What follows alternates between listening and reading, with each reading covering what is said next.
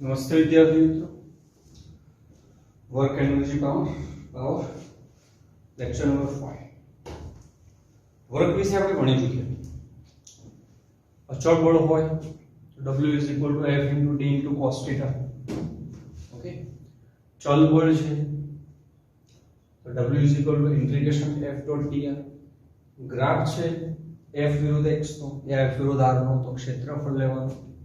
ઉપરના ક્ષેત્રફળો ધન, નીચેના ક્ષેત્રફળો ઋણ. આ મુખ્ય બાબતો. પછી એમાં જુદા જુદા પ્રકારની બાબતો. બે પ્રકારના બળો હોય છે ચર્ચા કરી, conservative force and non conservative force. Okay, એના પછી આપણે આજે વાત કરવાની છે બેટા એનર્જી વિશે. Mechanical energy.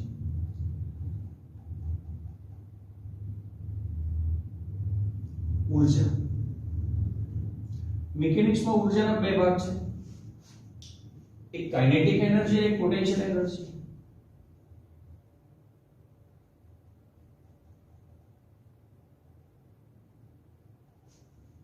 मतलब કે ગતિ ઊર્જા ને બીજું પોટેન્શિયલ એનર્જી એટલે સ્થિતિ ઊર્જા.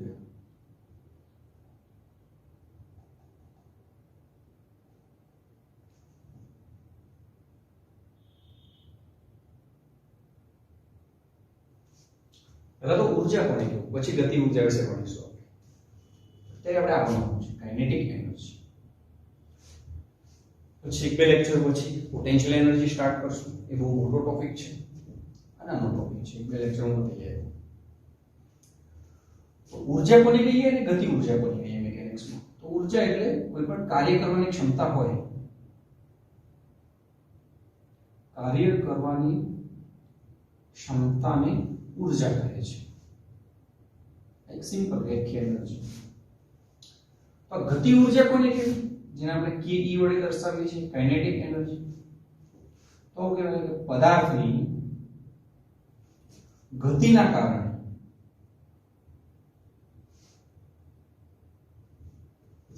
કાર્ય કરવાની ક્ષમતાને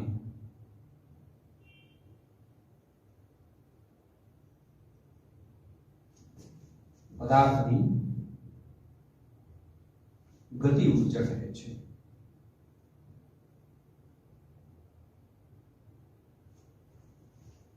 પદાર્થની ગતિના કારણે પદાર્થ જોડે જે કાર્ય કરવાની ક્ષમતા હોય એને પદાર્થની ગતિ ઊર્જા કહેવાય. અને જે રીતે પોટેન્શિયલ એનર્જીની વ્યાખ્યા હું આપી દઉં તો આવું કહેવાય કે પદાર્થની પોઝિશનના કારણે, સ્થિતિના કારણે જે કાર્ય કરવાની ક્ષમતા હોય એને પદાર્થની સ્થિતિ ઊર્જા કહે છે. પણ આપણે ત્યાં લખીશું.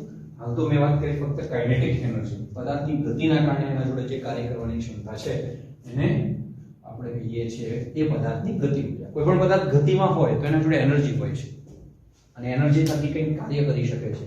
અને ગતિના કારણે ઘણા બધા આપણે એનર્જી મેળવી શકીએ છીએ. ધારો કે પાણીનો ધોધ પડતો હોય તો પાણીના અણુઓ જોડે કાઇનેટિક એનર્જી હોય છે, એમાંથી આપણે ટર્બાઇન ફેરવીએ છીએ તો ટર્બાઇન ફેરવી શકે છે, કામ કરી શકે છે. હવે આ ગતિના કારણે એના જોડે જે કાર્ય કરવાની ક્ષમતા છે એને શું કહીએ છીએ આપણે? એની ગતિ ઊર્જા. તમારે ફીલ કરવું હોય તો રોડ ઉપર ગાડી આવતી હોય, રસ્તા પર ઊભા થઈ જવાનું, ખ્યાલ આવી જશે કે એના જોડે કેટલી કાઇનેટિક એનર્જી છે. ના કરતા હું મિત્રો, તો ખાલી મજાક કરું છું. ટૂંકમાં પદાર્થની ગતિના કારણે પદાર્થ જોડે જે કાર્ય કરવાની ક્ષમતા છે એને આપણે પદાર્થની ગતિ ઊર્જા કહીએ છીએ. કોઈ પણ પદાર્થ ગતિમાં હોય તો એ કાર્ય કરી શકે છે અને એને કહીએ છીએ એની કાઇનેટિક એનર્જી.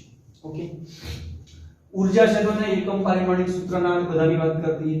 એનો એકમ હોય છે આગળ ઊર્જામાં ને કાર્યમાં વાત થઈ ગઈ છે, SI CGS ને કન્વર્ઝન ને કેલરી જૂલ ને ઇલેક્ટ્રોવોલ્ટ ને બધી. એટલે આનું ટૂંકમાં બતાવી દઉં એનો એકમ કયો છે? જૂલ.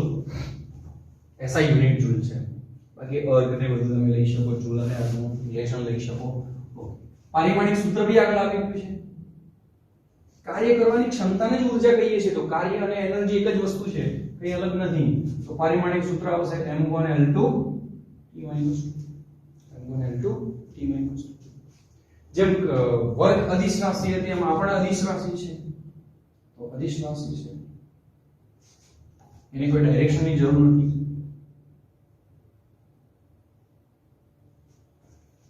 બધી ઊર્જા અદિશ રાશિ છે.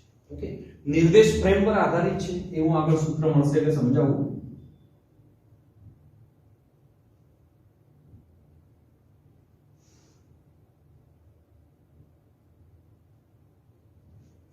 ઓકે,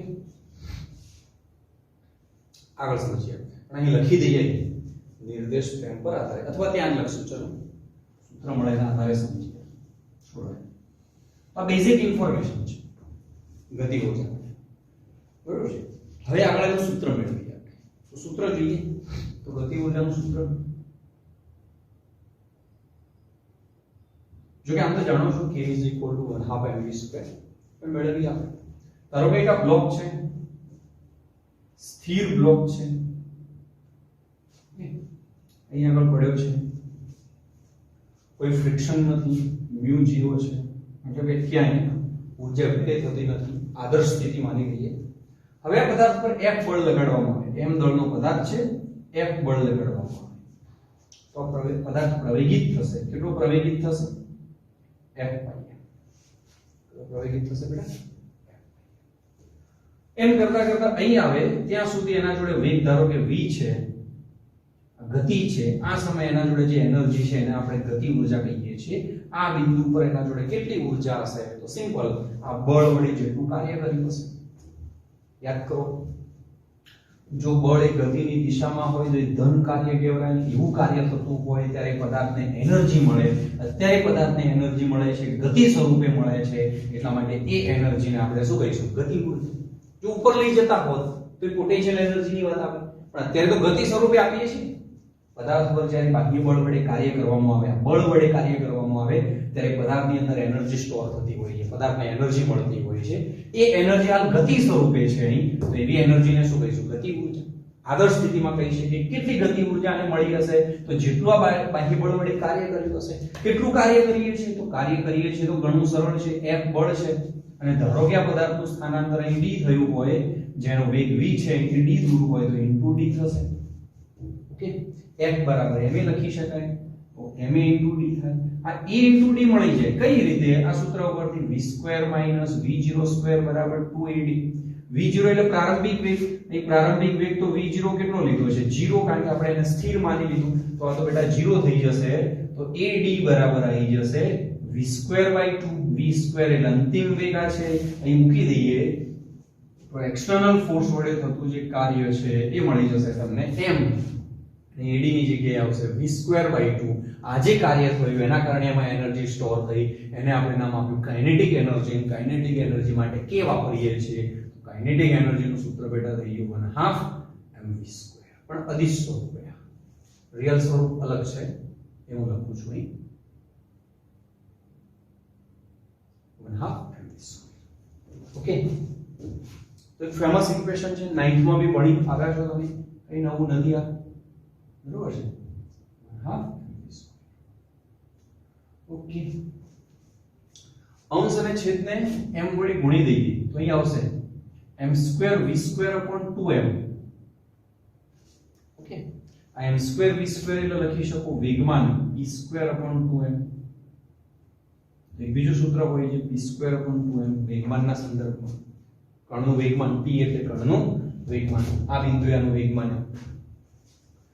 સદિશ સ્વરૂપે આ સૂત્ર આતે બી વપરાય છે, એક જગ્યાએ કદાચ લખેલું હોય 1/2 m v સદિશ ડોટ v સદિશ.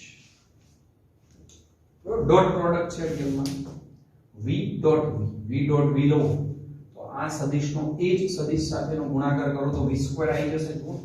તો સદિશ સ્વરૂપે આગળ લેવામાં કોઈ વાર વેગના ઘટકો આપેલા હોય તો મૂલ્ય મૂકીને આમાં મૂકી દો તો એ ચાલશે, અને ડોટ પ્રોડક્ટ લેશો તો પણ ચાલશે. ઓકે, હવે હું કહી શકું આ કે કાઇનેટિક એનર્જી k એ રેફરન્સ ફ્રેમ એટલે કે નિર્દેશ, રેફરન્સ ફ્રેમ એવું નહીં, નિર્દેશ ફ્રેમ લખીએ, રેફરન્સ બી ચાલે, ખ્યાલ હશે તમને. k એટલે ગતિ ઊર્જા, નિર્દેશ ફ્રેમ પર આધારિત છે.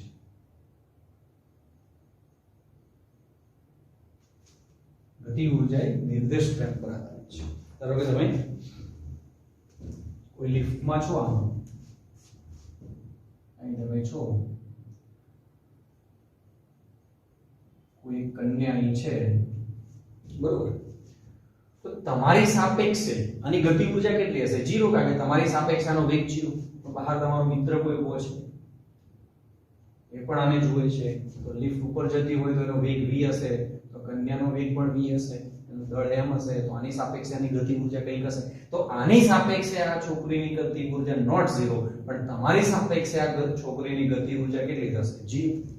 તો કાઇનેટિક એનર્જી જે છે ભાઈ એ નિર્દેશ ફ્રેમ પર આધારિત છે. ગતિ ઊર્જા જે છે નિર્દેશ ફ્રેમ પર આધારિત છે. જુદી જુદી ફ્રેમોમાં વેગ જુદો જુદો હશે, અને વેગ જુદો જુદો હશે તો કે જુદો જુદો હશે. એ વેગ મેં લખ્યો એટલે તમને વધારે ખ્યાલ આવશે. ઓકે, તો આ વાતો થઈ ગતિ ઊર્જાની. આટલું નોંધી લો બેટા, આગળ વધીએ છીએ. તો હવે આગળ વધીએ. જુઓ મિત્રો, આને હું હટાવી દઉં છું, તમે નોંધી ચૂક્યા હશો.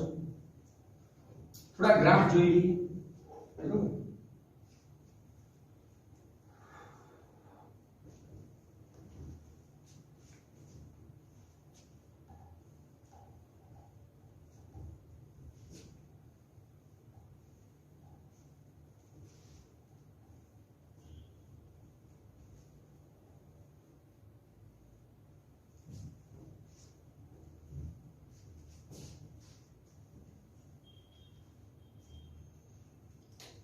ગ્રાફમાં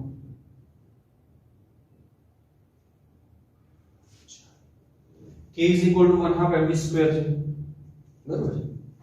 તમને આને આવું કહ્યું હોય કે ગતિ ઊર્જા વિરુદ્ધ v² નો આલેખ દોરો. દળ તો આમ બી અચળ હોય, કેવો આવશે?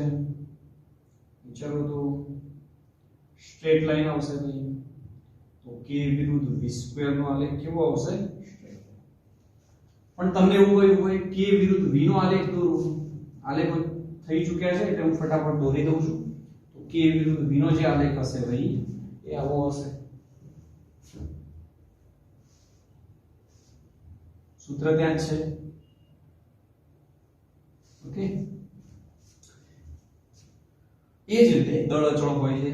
પહેલો ગ્રાફ, બીજો ગ્રાફ.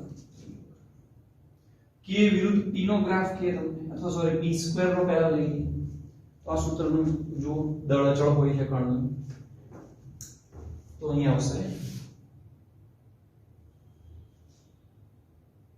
k વિરુદ્ધ p. સ્ટ્રેટ લાઈન અહીં જોડે જોડે લખી દઈએ. m અચળ. જુદા જુદા પદાર્થોની વાત કરી હોય તો આ નહીં આવે. m અચળ, m અચળ. ચોથો ગ્રાફ k વિરુદ્ધ p², સોરી આ p² છે, k વિરુદ્ધ p², હવે k વિરુદ્ધ p છે તો આમ આવશે. બરોબર છે. k વિરુદ્ધ p m અચળ. એમ કોઈ વાર k વિરુદ્ધ m નો ગ્રાફ પૂછે. બે સ્થિતિમાં પૂછે છે કે કાં તો v અચળ જો આપી દે, કાં તો p અચળ આપી દે. v જો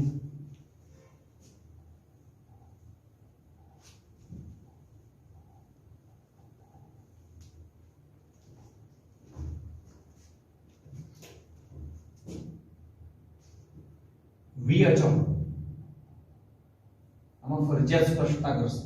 મેં કહ્યું છે k વિરુદ્ધ m નો ગ્રાફ, તો 1/2 mv² v અચળ k proportional to m graph આવે સીધી લાઈન k વિરુદ્ધ m.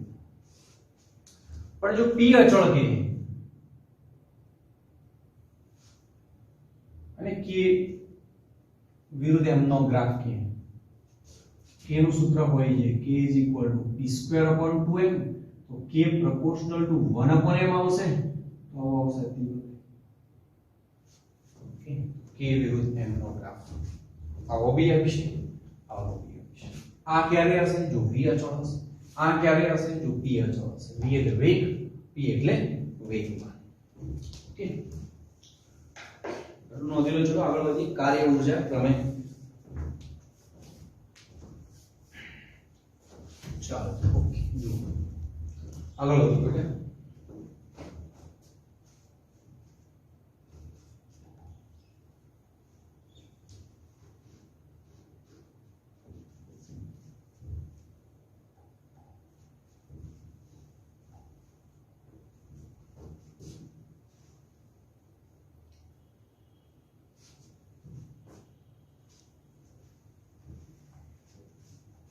तो गति ऊर्जा कार्य ऊर्जा सॉरी गति ऊर्जा नहीं कार्य ऊर्जा रीडिंग आपशो कार्य ऊर्जा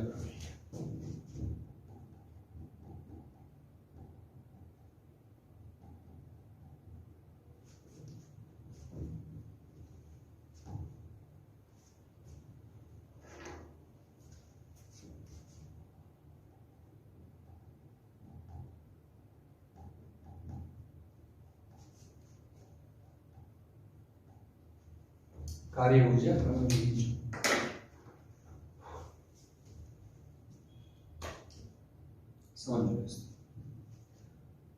અહીં ધારો એક બ્લોક છે એમ દોડતો એ v સ્પીડ થી જાય છે અથવા vi સ્પીડ થી જઈ રહ્યો છે હવે એના પર એ જ દિશામાં બળ આપવામાં આવે f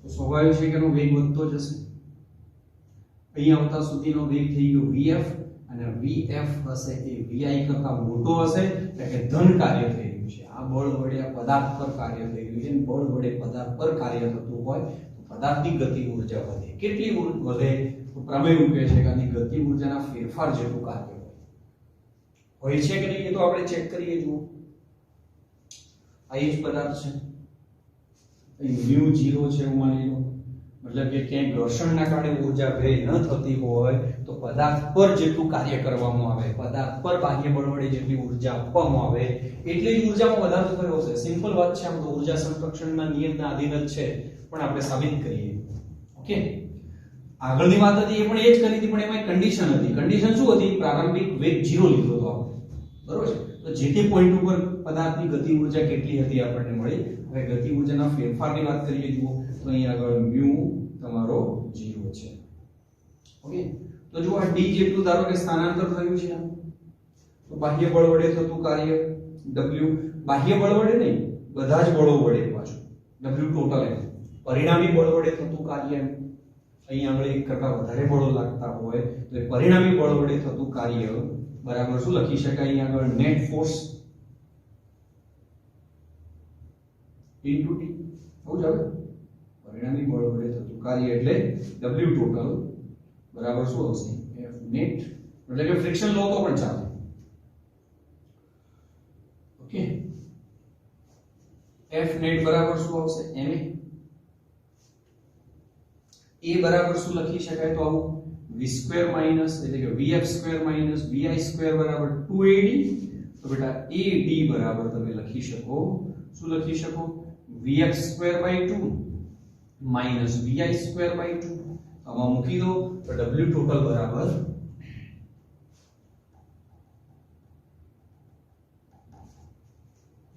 m ને a into d ની જગ્યાએ લખી શકો અહીં આગળ vf2/2 minus vi2/2 તો એ લખી શકો 1/2 m vf2 minus 1/2 m vi2 ચલો આ શું દર્શાવે છે આ પોઈન્ટ ઉપર પદાર્થની ગતિ ઊર્જા કેટલી હશે મતલબ કે kf આ શું દર્શાવે છે આ પોઈન્ટ ઉપર પદાર્થની ગતિ ઊર્જા કેટલી હશે મતલબ કે પ્રારંભિક ગતિ ઊર્જા તો ki કોના બરાબર w ટોટલ બરાબર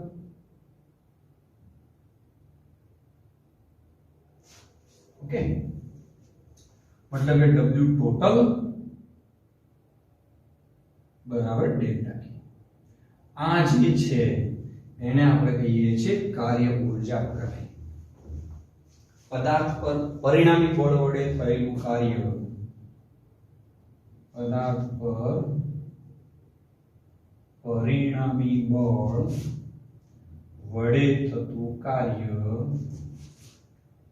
પદાર્થની ગતિ ઊર્જાના ફેરફાર જેટલું હોય છે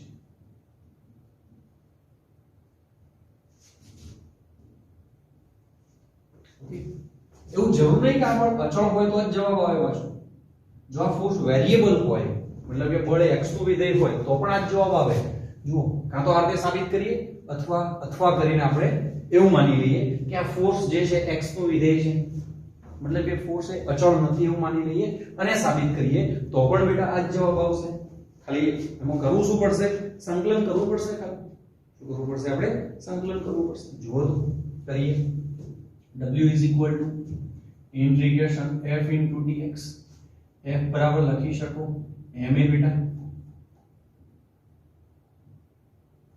a बराबर लखी શકો શું લખી શકો dv/dt લખી શકો into dx આ dt ને dx સાથે લખીએ તો इंटीग्रेशन m dx/dt એટલે v into dv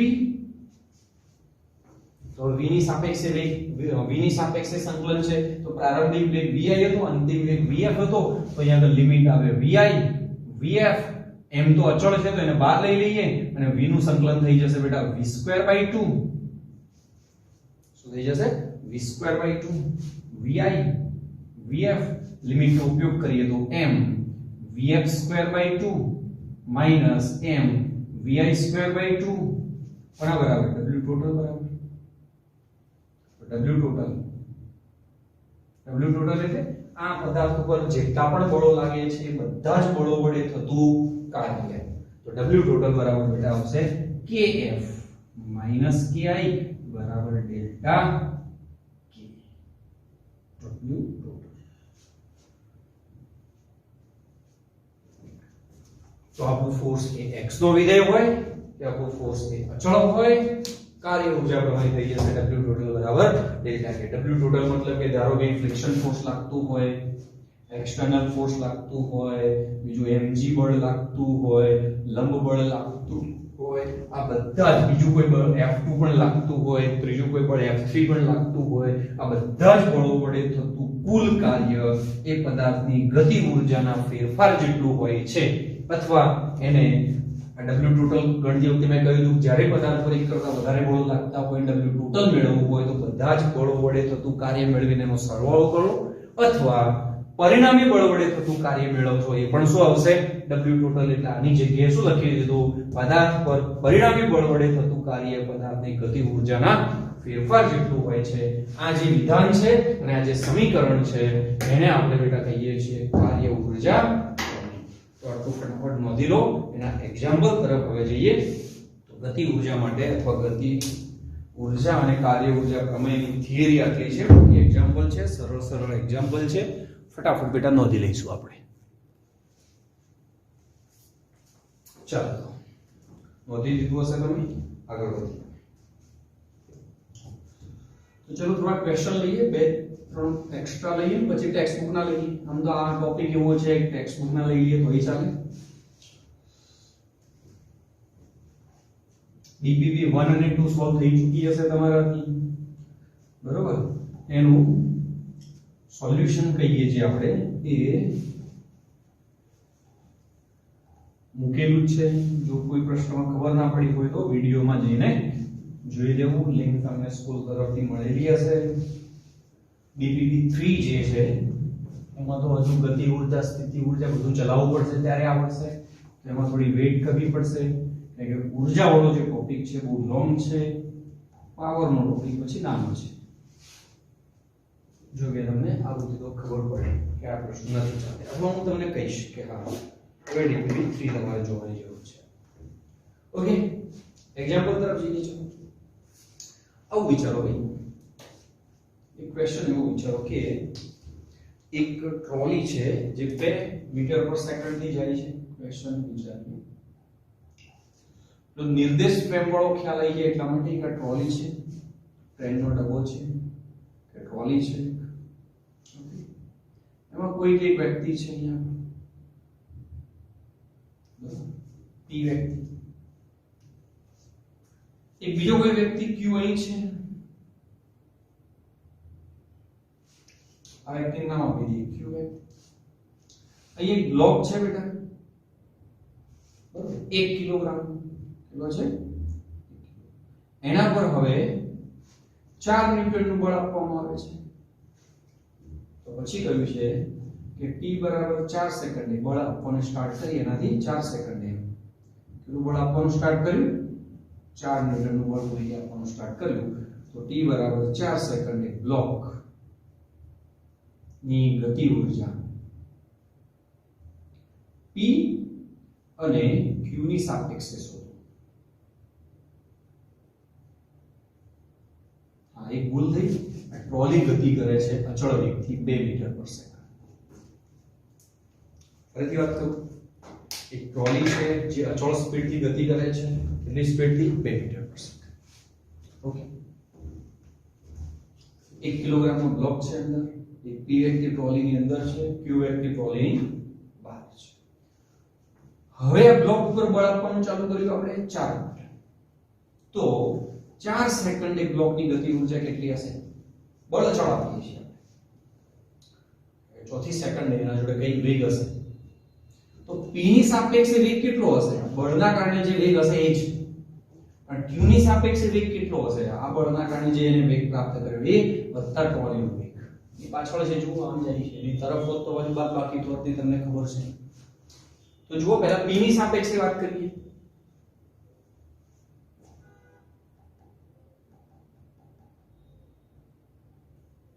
ઓકે, એનો વેગ મેળવવો છે તો પ્રવેગ મેળવવો પડશે. તો પ્રવેગ મળી જાય એમ છે કઈ રીતે? f બરાબર ma બેટા. તો a બરાબર આવી જશે કેટલું? 4 મીટર પર સેકન્ડ સ્ક્વેર. તો v બરાબર v0 at. એ લખી દઈએ પાછું કે પ્રારંભિક વેગ આનો કેટલો હતો? 0. તો આ તો 0 થઈ જશે બેટા. તો v બરાબર કેટલા આવશે? 4 સેકન્ડ મેં કહ્યું, અને પ્રવેગ પણ 4 છે, 14 16 મીટર પર સેકન્ડ. તો હવે p ની સાપેક્ષે કાઇનેટિક એનર્જી 1/2 mv². તો 1/2 m એટલે 1 કિલોગ્રામ, અને v એટલે 16 નો વર્ગ. ઓકે, જે જવાબ આવે એ જોઈ. ઓકે, q ની સાપેક્ષે જોઈએ. ચલો,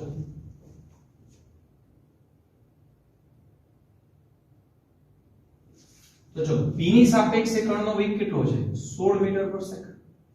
સોરી કે ભૂલ લાગે. v v0 at. a બરાબર કેટલા? 4 ન્યૂટન 1 કિલોગ્રામ. તો 4 ચોથી સેકન્ડ એટલે 16 વત્તા ટ્રોલીનો 2 છે. તો આ p ની સાપેક્ષે બ્લોકનો વેગ p ની સાપેક્ષે, એ જ રીતે બ્લોકનો વેગ q ની સાપેક્ષે મારે લેવો હોય તો બ્લોકનો વેગ આ p ની સાપેક્ષે છે, બરોબર છે? એ બ્લોકનો વેગ p ની સાપેક્ષે વત્તા બ્લોકનો વેગ ટ્રોલીની સાપેક્ષે. q ની સાપેક્ષે નો મતલબ ગ્રાઉન્ડ ની સાપેક્ષે, q ની સાપેક્ષે નો મતલબ ગ્રાઉન્ડ ની સાપેક્ષે. ઓકે, તો આવું આવશે. તો કેટલા આવશે? 16 અને 2 18 મીટર પર સેકન્ડ. બ્લોકનો વેગ q ની સાપેક્ષમાં તો નહીં ચૂક્યા છો એટલે ખ્યાલ હશે ભાઈ. ઓકે, જો આની સાપેક્ષે વિચારો તો 16 થી જાય છે, પણ વત્તા ટ્રોલી પણ 2 થી જાય છે, તો 16 અને 2 કેટલા થશે? 18 મીટર પર સેકન્ડ. તો q ની સાપેક્ષે ગતિ ઊર્જા આવશે 1/2 mv². તો 1/2 * 1 ગુણ્યા 18 નો વર્ગ ભાઈ. તો જે જવાબ આવે એટલા. ઓકે, તમારો જવાબ.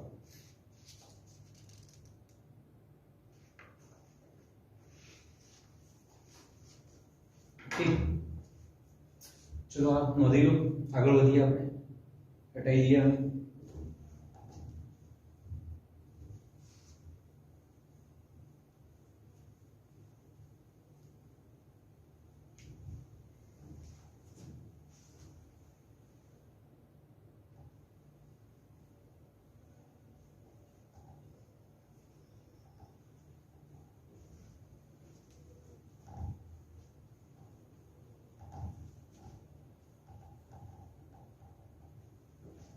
સેકન્ડ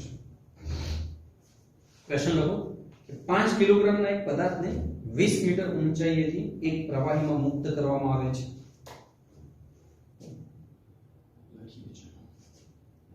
5 કિલોગ્રામના એક પદાર્થને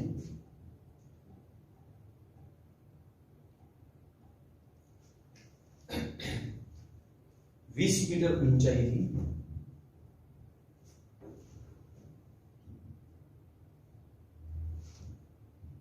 એક પ્રવાહીમાં મુક્ત કરવામાં આવે છે.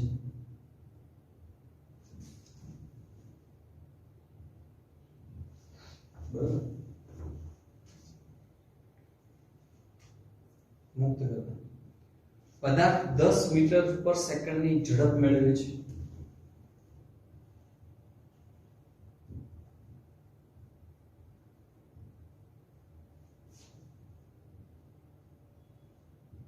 પહેલો પ્રશ્ન છે પ્રવાહીના અવરોધક બળ વડે થતું કાર્ય શોધો.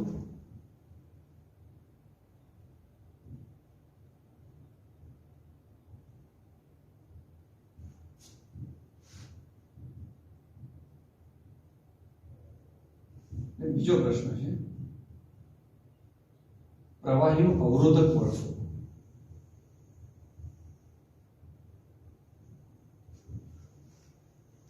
બે રીતે સોલ્વ કરી શકાય. પહેલા અવરોધક બળ શોધો, અત્યાર સુધીના જે ચેપ્ટર ભણ્યા એને અનુરૂપ, અને પછી કાર્ય શોધો. કે પહેલા કાર્ય શોધી લો અને પછી અવરોધક બળ શોધો. તો જોઈએ, ચલો બંને રીતે સોલ્વ કરું છું, તમને જે ફાવે એટલે. ઓકે, ચાલો. વર્ક એનર્જી થિયરમ ભણી ગયા આપણે. પદાર્થને 20 મીટર ઊંચાઈથી પ્રવાહીમાં મુક્ત કરવામાં આવે છે. પ્રશ્ન વ્યવસ્થિત નોંધી લેજો. મુક્ત કરતા મતલબ કે પ્રારંભિક વેગ તો 0 થયો. અહીં આવી સ્થિતિ છે, એક પદાર્થ છે, અહીં આગળ આજુબાજુ પ્રવાહી છે માની લો. પ્રારંભિક વેગ કેટલો છે? 0. એમ કરતા કરતા અહીં અંતિમ વેગ કેટલો આવે છે? 10 મીટર પર સેકન્ડ. આ જે ઊંચાઈ હતી માની લો આ પાત્ર છે એક, જેમાં પ્રવાહી ભરેલું છે. આમ અહીં પ્રવાહી છે બધે. કેટલી ઊંચાઈ હતી? આ 20 મીટર. કેટલી ઊંચાઈ હતી ભાઈ? 20 મીટર. તો h બરાબર 20 આ પાત્ર છે માની કે જેમાં પ્રવાહી ભરેલું છે. 20 મીટર ઊંચાઈએથી એક પદાર્થને મુક્ત કરવામાં આવે છે. તો h બરાબર 20, પ્રારંભિક વેગ 0, અંતિમ વેગ અથડાય છે જ્યારે અથવા અંતિમ વેગ જે પ્રાપ્ત કરે છે કેટલો હોય છે? 10. પદાર્થ કેટલો છે? 5 કિલોગ્રામનો. તો દળ એમ 5 કિલોગ્રામ. ઓકે, આટલી વસ્તુ આપેલી છે. તો અવરોધક બળ, પ્રવાહીના અવરોધક બળ વડે થતું કાર્ય છે. તો વિચારો ભાઈ, જ્યારે બ્લોક નીચે જતો હોય, અહીંથી તો મુક્ત કર્યો છે, છતાં નીચે જાય છે, મતલબ નીચે કોઈ બળ લાગતું હશે. કયું? વજન બળ એનું છે. અને પ્રવાહી છે તો હવાનું અવરોધક બળ, પ્રવાહીનું અવરોધક બળ, દરેકનું અવરોધક બળ હોય જ કે જેની ગતિનો વિરોધ કરે. અવરોધક બળ છે એટલા માટે રિસ્ટોરિંગ ફોર્સ ઉપરથી આપણે Fr લખીએ. તો બે બળ લાગે છે અને છતાં એની ગતિ ઊર્જામાં ફેરફાર થાય. બીજું કોઈ બળ નહીં લાગે. ગુરુત્વાકર્ષણ બળ આવી ગયું, અવરોધક બળ આવી ગયું. તો વર્ક એનર્જી થિયરમ મુજબ લખી શકું W ટોટલ બરાબર ડેલ્ટા કે. ડેલ્ટા કે એટલે અંતિમ માઈનસ પ્રારંભિક, અને W ટોટલ એટલે હું લખી શકું કે ગુરુત્વાકર્ષણ બળ વડે થતું કાર્ય વત્તા અવરોધક બળ છે એના વડે થતું કાર્ય બરાબર KF માઈનસ KI. લખી શકાય? લખી શકાય. ચલો, ગુરુત્વાકર્ષણ બળ વડે કેટલું કાર્ય થશે? બળ નીચે તરફ છે, સ્થાનાંતર નીચે તરફ છે. કેટલું? h. બળ કેટલું લાગ્યું? mg. તો mgh મૂલ્ય પછી લખીએ. અવરોધક બળ વડે થતું કાર્ય સ્થાનાંતર નીચે, બળ ઉપર. બળ ઉપર છે F અથવા Fr એવો સિમ્બોલ આપણે રાખ્યો છે. F જ રાખીએ. ચલો, F અવરોધક બળ.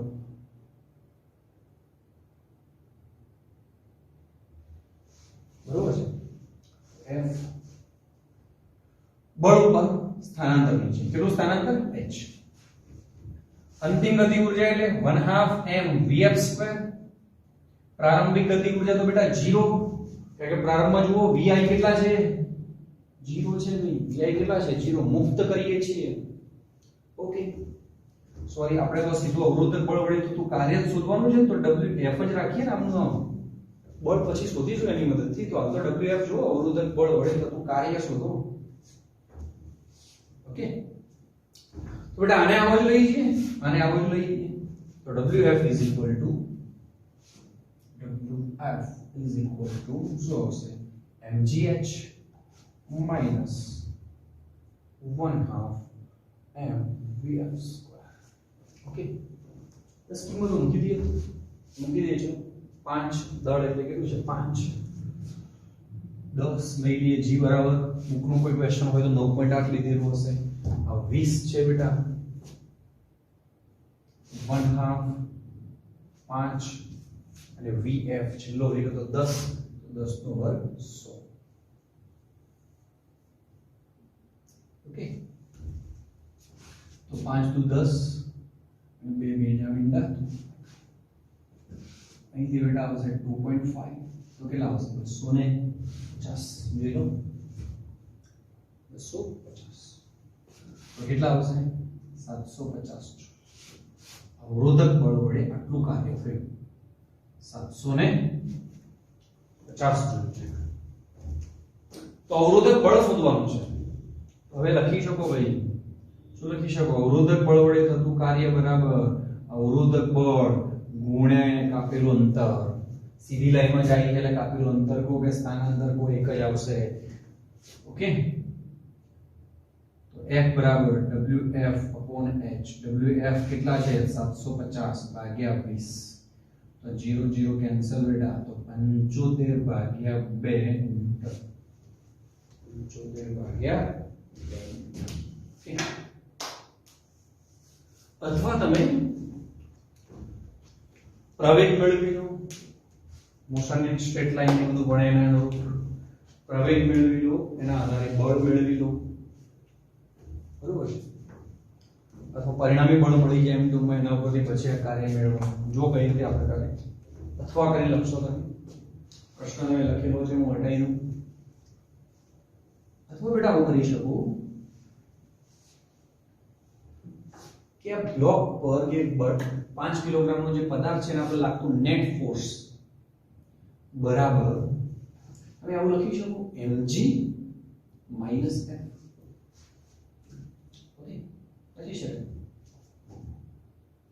નેટ ફોર્સ એટલે m એ લખી શકાય તો જો f શોધવો હોય તો a શોધવો પડશે પ્રવેગ અને પ્રવેગ મળી જાય એમ છે જુઓ કઈ રીતે અવરોધક બળ અચળ છે mg અચળ છે પ્રારંભિક વેગ 0 અંતિમ વેગ આપેલો છે કાપેલું કુલ અંતર એટલે કે d આપેલો છે તો આવું લખી શકો તમે v² - v0² અથવા vf² - vi² પ્રારંભિક અંતિમ બરાબર 2ad તો vf એટલે 100 -0 2 એ તો શોધવાનું છે d એટલે 20 મીંડું કેન્સલ થશે બેટા તો a બરાબર આવશે 10 ભાગ્યા 4 એટલે કે 5 ભાગ્યા 2 એટલે કે 2.5 મીટર પર સેકન્ડ સ્ક્વેર હવે લખી શકો તમે કે નેટ ફોર્સ બરાબર mg માઈનસ અવરોધક બળ તો બેટા અવરોધક બળ બરાબર નેટ ફોર્સ અવરોધક બળ બરાબર mg minus net force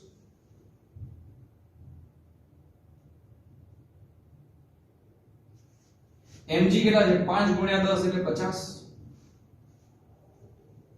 okay net force એટલે ma લખાય ને પાંચમા ચેપ્ટરમાં ભણી ગયા છો કે નેટ ફોર્સ બરાબર ma લખાય હા લખાય તો 50 5 ગુણ્યા mu 5 ભાગ્યા 2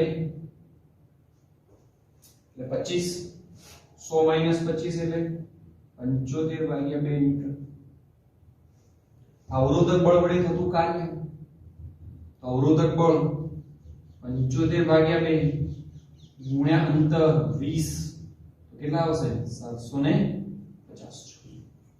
કેટલા આવશે બેટા 750 સિમ્પલ છે આ તો ઉડી જાય 2 તો 10 આવશે 75 ગુણ્યા 10 એટલે 750 નોંધી લો સરસ રીતે બંને રીતે તમે ગણી શકો બેટા નોંધી લો વ્યવસ્થિત આગળ વધીએ ચલો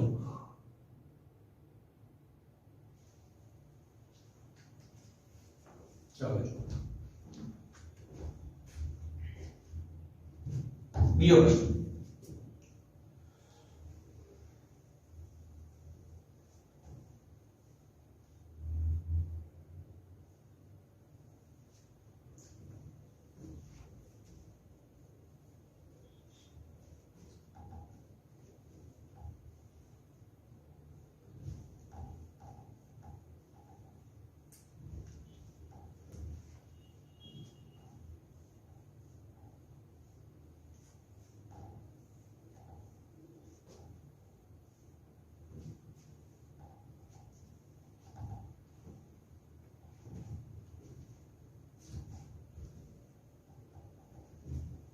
ચલો બીજું મિત્રો નેક્સ્ટ એક્ઝામ્પલ તરફ જઈએ આગળ વધીએ આપણે નેક્સ્ટ એક્ઝામ્પલ આવું છે કે તમને એક આવો માર્ગ આપેલો છે,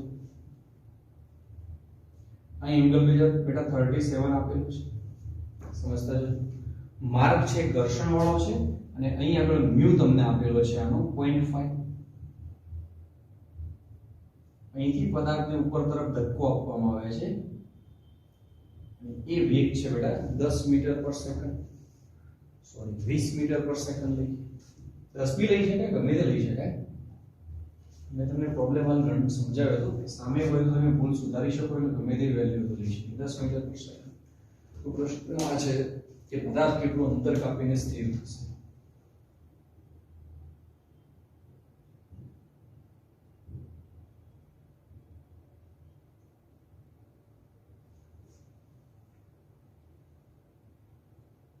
આ પણ બે રીતે ગણી શકો. મિકેનિક્સમાં અત્યાર સુધી તમે ભણ્યા ને ખરેખર એ બધું અહીં ફરીથી ખાલી તમને એનર્જીની મદદથી ગણવાનું છે, અને એનર્જીની મદદથી ગણવું એ સરળ પડે કારણ કે ઊર્જા એક અદિશ છે, તો એ રીતે ગણવું એ સરળ પડે.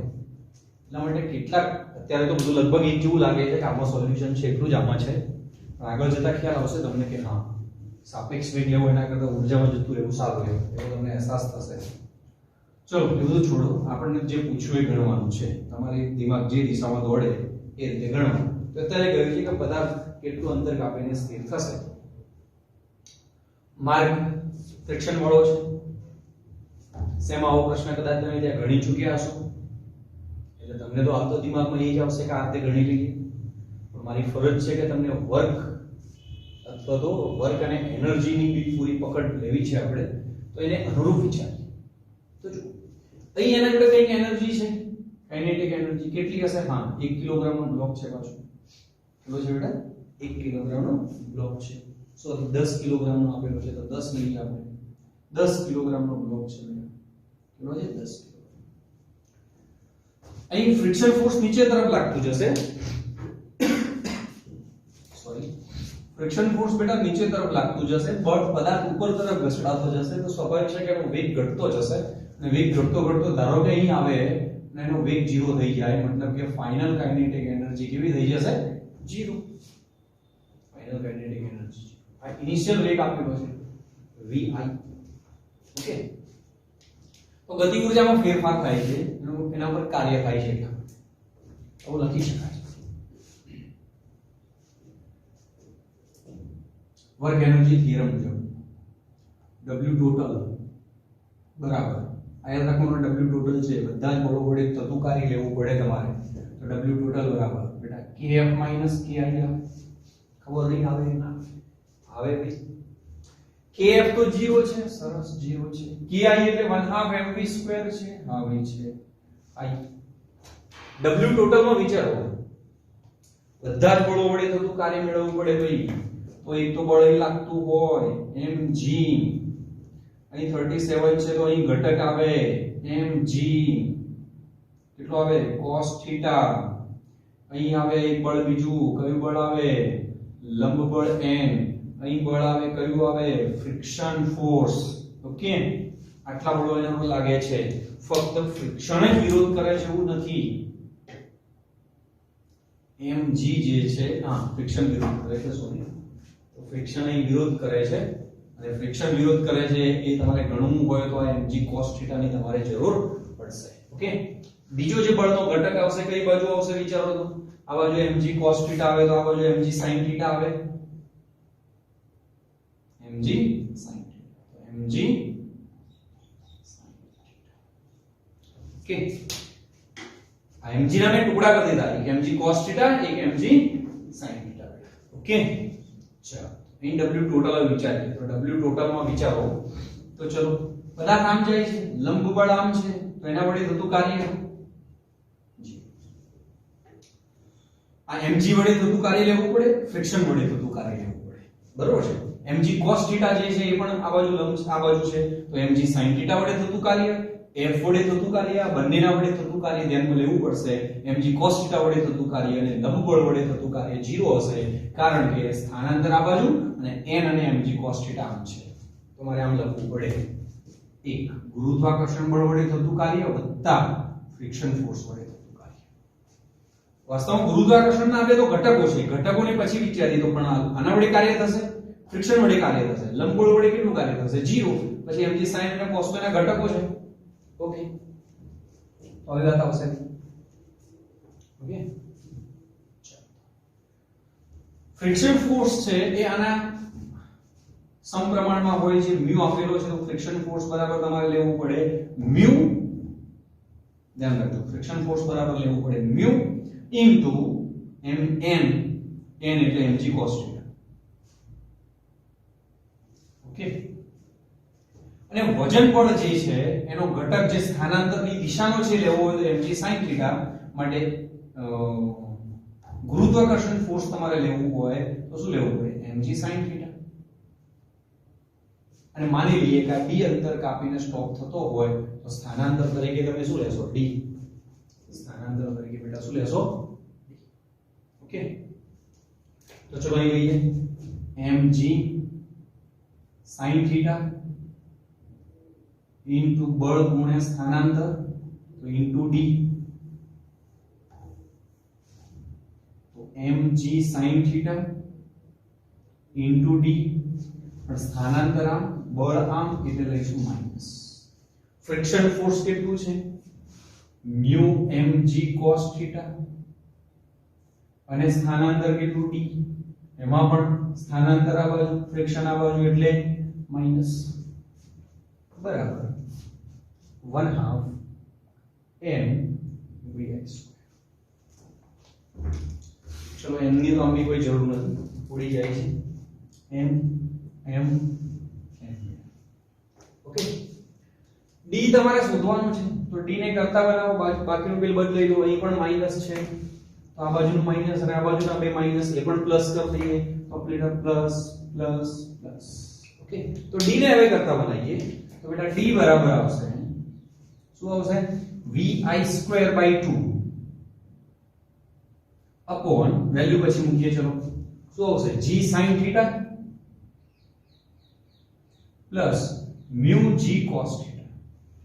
બસ આમાં કિંમતો મૂકીએ તો પ્રારંભ કેટલો હતો? 20, તો 20 નો વર્ગ 400/2 છેદમાં g એટલે 10 લઈશું. sin 37 કેટલો આપ્યો? sin 37 નો ત્રિકોણ યાદ હોવો જોઈએ. અત્યાર સુધીનું ઘણું બધું ચાલી ગયું હશે તો યાદ હશે. આ 37 હોય તો બેટા 53 હોય, આ 90 હોય, આ 3 હોય, આ 4 હોય, આ યાદ રાખવાનું. એ જ રીતે 2 વડે ગુણીએ તો 6 હોય, 8 હોય, 10 હોય, આવા બધા લઈ શકો તમે. તો sin 37 બરાબર સામેની બાજુ ભાગ્યા કરવાની એટલે 3/5, તો એ બેટા આવશે 3/5 પ્લસ મ્યુ એટલે 0.5 એટલે 1/2, g એટલે 10, cos 37 એટલે 4/5, 4/5. તો ઉપર આવશે 400/2 એટલે 200. ઓકે, અહીં 5 ઉડાડીએ તો 2, તો 6 વત્તા અહીં 5 નું 10, 10 ઉડાડીએ તો 4, 6 4 10 ઉડી જશે એટલે 20 મીટર. કેટલું અંતર કાપીને સ્ટોપ થશે? ફરીથી એકવાર કહી દઉં, ધ્યાન રાખજો. પદાર્થ કેટલું અંતર કાપીને સ્થિર થશે એથી 20 થી ધક્કો આપ્યો હોય તો ધીમે ધીમે સ્ટોપ, ગતિ એની ઘટતી ઘટતી ઘટતી અહીં ક્યાંક સ્ટોપ થશે. આ કેટલું અંતર કાપીને સ્ટોપ થયો? ધારો કે d અંતર કાપીને સ્ટોપ થયો. દળની તો જરૂર નથી, પણ ધારો કે 10 આપેલું છે તમને. ઓકે, અહીંથી કેટલો ધક્કો આપ્યો તમે? 20 નો ધક્કો આપ્યો છે. કેટલો ધક્કો આપ્યો બેટા? 20 નો ધક્કો આપ્યો છે.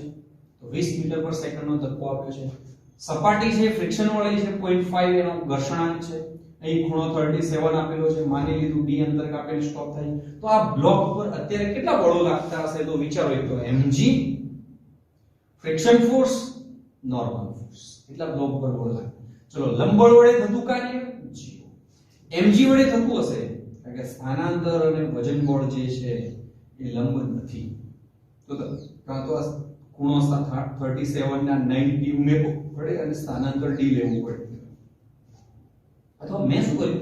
આ mg ના ઘટકો બનાવી દીધા. આની બી વાત કરી હતી કે સ્થાનાંતરની દિશાનો બળનો ઘટક લઈ લેવાનો. તો mg ના બે ઘટકો બનાવ્યા. તો mg cos θ અને mg sin θ. આ તો 5 ચેપ્ટરમાં આવી ગયું. તો મેં એને અનુરૂપ વિચાર્યું કે આ mg નો ઘટક છે કે જે આના પર કાર્ય કરે છે, આ ફ્રિક્શન છે જે આના પર કાર્ય કરે છે, નોર્મલ છે આના પર કાર્ય કરતો નથી, આ mg નો એક ઘટક છે જે આના પર કાર્ય કરતો નથી. તો mg વડે થતું કાર્ય એટલે કયો ઘટક કાર્ય કરે છે? mg sin θ. બ્લોકનું સ્થાનાંતર, બળની દિશાનું સ્થાનાંતર એટલે d, સ્થાનાંતર આ બાજુ, બળ આ બાજુ એટલે મેં શું લીધું? માઈનસ.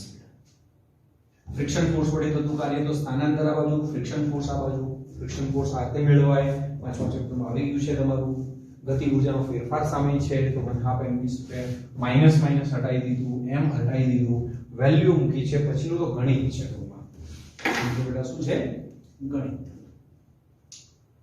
આનું આ કામ તમે અચળ પ્રવેગી ગતિ વડે પણ કરી શકો.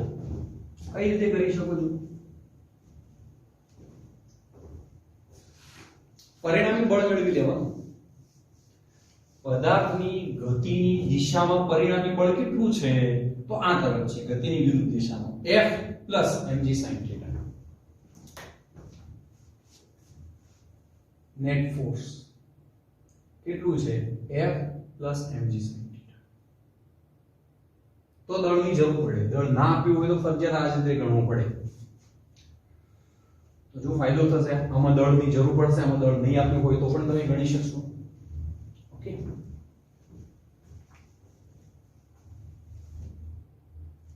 અને પરિણામી બળ નહીં, દળ આમાં બી ઉડી જશે, કોઈ જરૂર નહીં, કારણ કે પ્રવેગ મેળવશો તમે. હા, તો પરિણામી બળ એટલે m F એટલે μ mg cos θ બરોબર પ્લસ mg sin θ.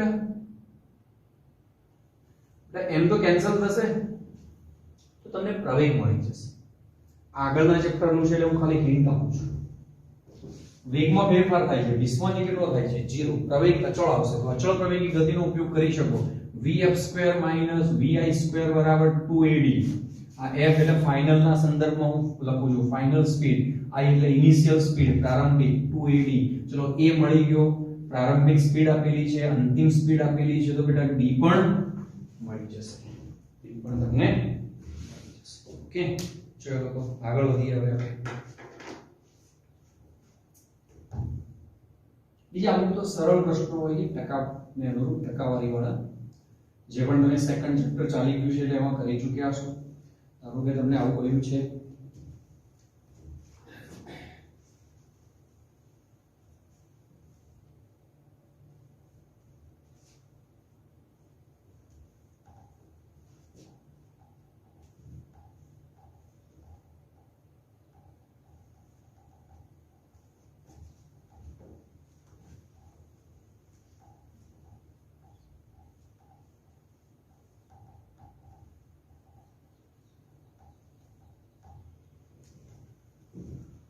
તમને આવું કહ્યું છે પ્રશ્ન લખજો. જો પદાર્થના વેગમાનમાં 50% નો વધારો થતો હોય તો પદાર્થની ગતિ ઊર્જામાં થતો પ્રતિશત વધારો શોધો. વેગમાનમાં પ્રતિશત વધારો 50% હોય તો ગતિ ઊર્જામાં પ્રતિશત વધારો છે.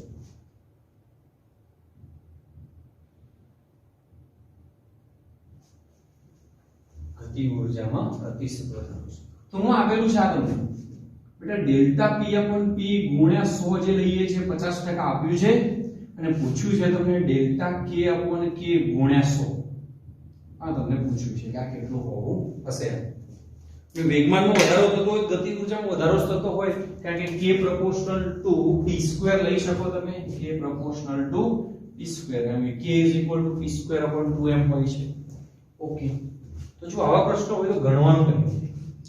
પ્રારંભિક વેગમાન છે p1 કહીએ તો p છે ધારો કે, તો અંતિમ વેગમાન છે એમાં વધારો થયો. કેટલો વધારો થયો? મૂળ વેગમાનનો 50%. આ 50% ને મૂલ્યમાં બેટા દર્શાવાય 0.5, એટલે 50/100% એટલે એવું હોય.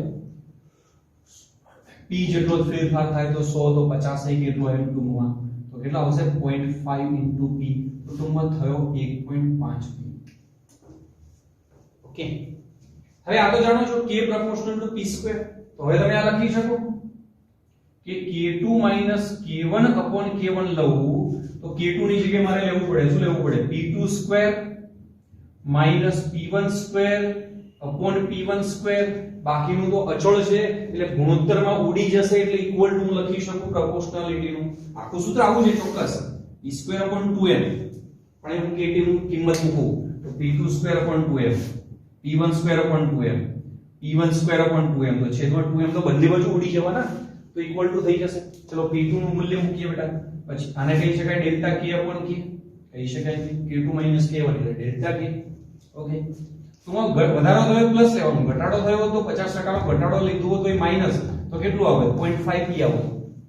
ચલો p2 એટલે 1.5 નો સ્ક્વેર અને p નો સ્ક્વેર, p1 એટલે p નો સ્ક્વેર છેદમાં p1 એટલે p નો સ્ક્વેર બેટા. તો p સ્ક્વેર છે એ તમારું નીકળી જશે અહીંથી અને 1.5 જે મળ્યું તમને એનો વર્ગ કરો તમે તો કેટલું આવશે?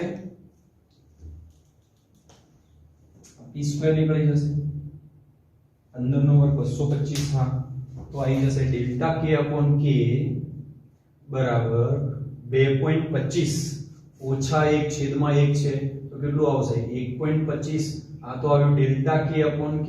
તો ડેલ્ટા k અપોન k ગુણ્યા 100 બરાબર બેટા આવે 125%. અહીં સાઈન પ્લસ આવે છે એ દર્શાવે છે વધારો. શું દર્શાવે છે? વધારો. જો સાઈન અહીં માઈનસ આવતું હોત તો એ દર્શાવે ઘટાડો.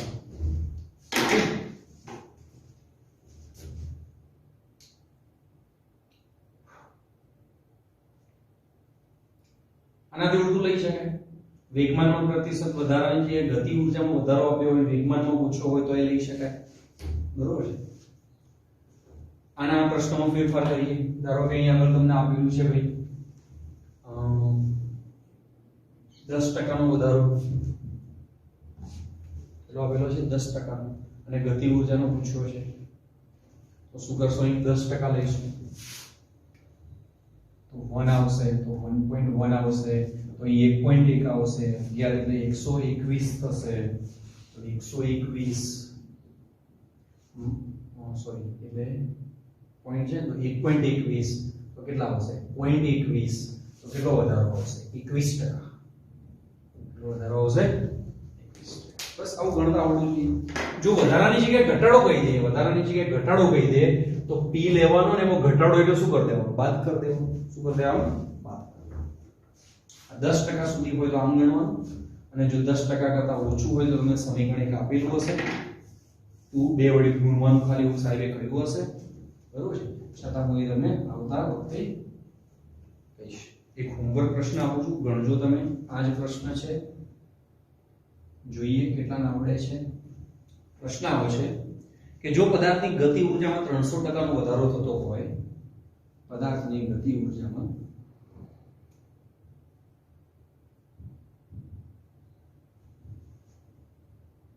300% નો વધારો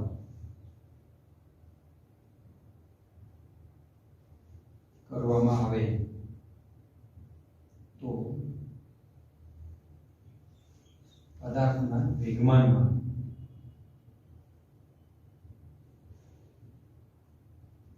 કેટલા ટકા વધારો થશે? ઓકે, આન્સર હું લખી દઉં. 100 આવવો જોઈએ.